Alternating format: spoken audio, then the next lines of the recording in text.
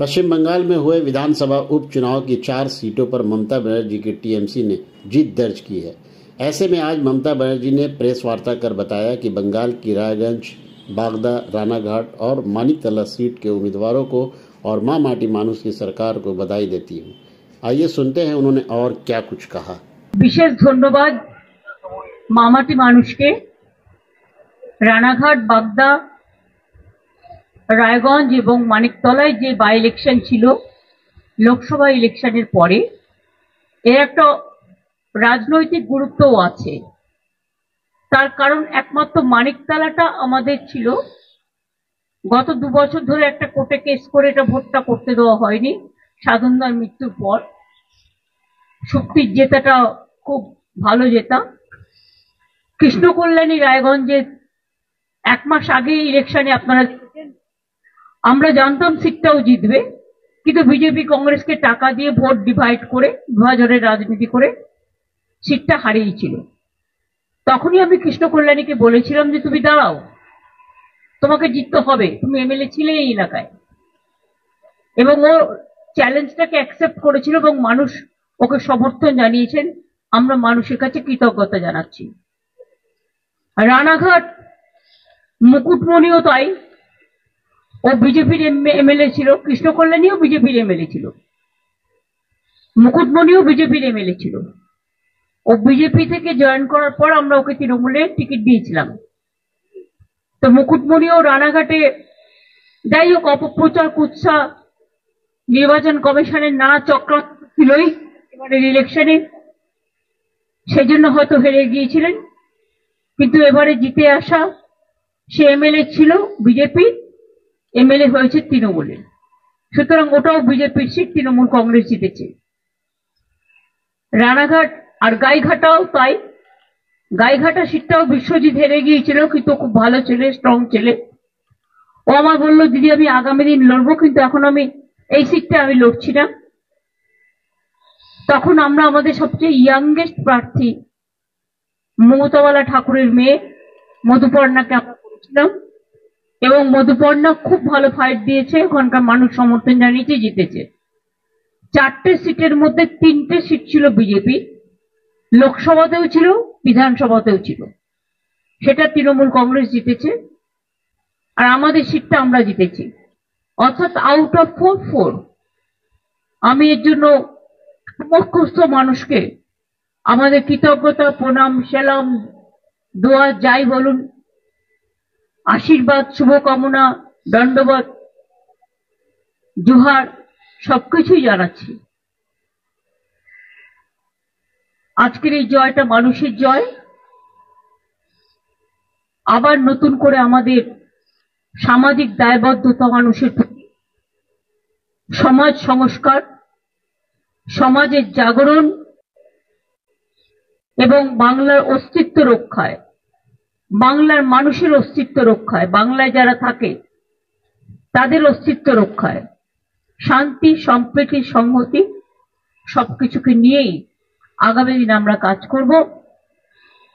লোকসভা নির্বাচনের জয় এবং বিধানসভা নির্বাচনের জয় দুটোই আমরা ডেডিকেট করব 21শে জুলাই। আমরা টোটালটাই যারা নো আইডি নো ভোট এই লড়াইয়ে প্রাণ দিয়েছিলেন তাদেরকে মনে রেখে গণতান্ত্রিক ধারাকে সম্মান জানিয়ে, অনেক চক্রান্ত সত্ত্বেও মানুষ তো ভোটটা দিচ্ছে, অনেক বাধা, টোটালটাই একদিকে এজেন্সি একদিকে বিজেপি, টোটালটা রুখে দিচ্ছেন এবং এটা মানুষের কৃতিত্ব টোটালটাই সাধারণ মানুষের। তাই মানুষের আমি এখনো বলবো আমরা একটা রাজনৈতিক দল, সামাজিক দায়বদ্ধতা, সমাজ সেবা করা এটাই আমাদের কাজ। এর থেকে যদি কেউ বিচ্যুত হন তিনি নিজেরটা বুঝে নেবেন, কিন্তু আমি মনে করি আমাদের যত বেশি করে মানুষের কাজ করা যাবে, মানুষের পাশে যাওয়া যাবে, মানুষের বিপদের সাথী হওয়া যাবে, তত বেশি মানুষ আরো ভালোবাসবে, আরো ভালো করে আমাদের কাজ করতে হবে। कुछ राज्य न्याय संहिता बिल के खिलाफ रेजोल्यूशन ला रहे हैं असेंबली में। हम लोग भी करेंगे, हमारा भी असेंबली जब शुरू होगा हम करेंगे। हम दो करेंगे, एक नीट का खिलाफ में और एक इसका खिलाफ में, न्याय संहिता बिल का खिलाफ में।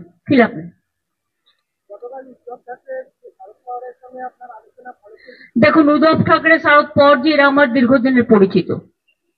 পার্সোনালি আমার সাথে আমি দীর্ঘদিন 7 বার এমপি ছিলাম, 3 বার মিনিস্টার ছিলাম, 4 বার দীর্ঘদিন আছি।